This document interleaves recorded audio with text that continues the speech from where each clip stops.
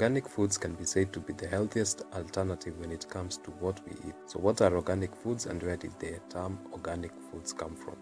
Let's take a dive in. Before food can be said to be organic, it has to meet a variety of regulations, which has to do with how it was produced, the conditions that the crop was grown under. That means there were no synthetic fertilizers, antibiotics, hormones, food irradiation, genetic engineering, or sewage sludge. With the word organic gaining traction, it's prone to misuse at the grocery store, meaning farm produce can be legally marketed under that name even if it did not meet the necessary requirements. Our obsession with organic food isn't new at all. Until the invention of artificial pesticides and GMOs in the 1900s, all our food was organic. The term organic was coined in 1939 by Lord Northbourne, an author and agriculturalist. In the United States, for food to be certified organic, it needs to have been grown without chemical fertilizers and a minimal number of pesticides used. The farmers should practice crop rotation throughout the year, avoiding the planting of GMOs. On the other hand, for meat and dairy products to qualify as organic, the animals must be given organic feed, and at the same time, the animals need to be able to roam around the farm.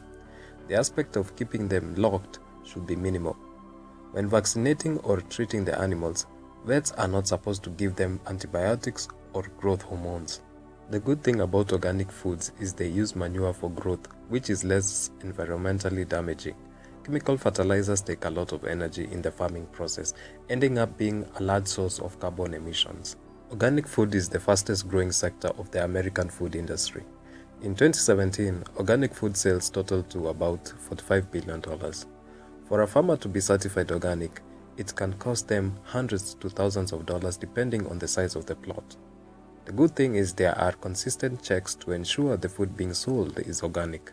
People have started becoming more aware of what they eat and how it affects their bodies.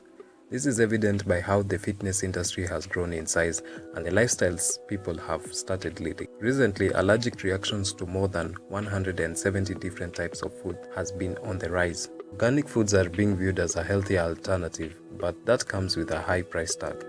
Someone may ask why organic food is a bit expensive, and the reason is because of the difficulty of growing food without chemicals, which leads to high labor costs and low yields.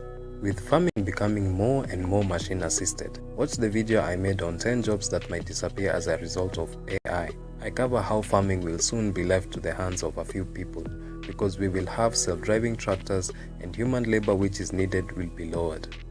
Despite the massive demand in organic food, organic farmland makes up for less than 2% of the world's farms. The big question on everybody's minds is there evidence that suggests organic food has more nutrients or is better for you in any way? Well, I hate to burst your bubble on this one.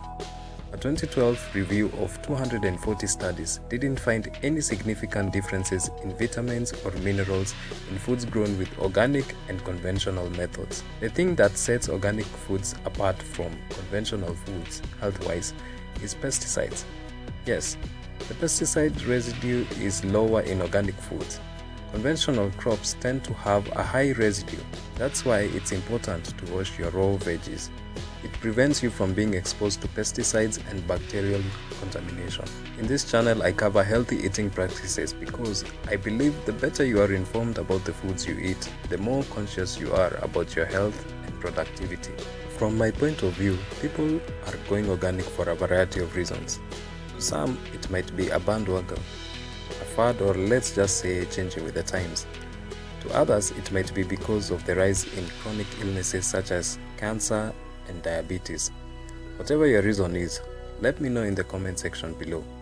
I personally think we should have more and more farmers going the organic route because I see no negative side in this type of farming.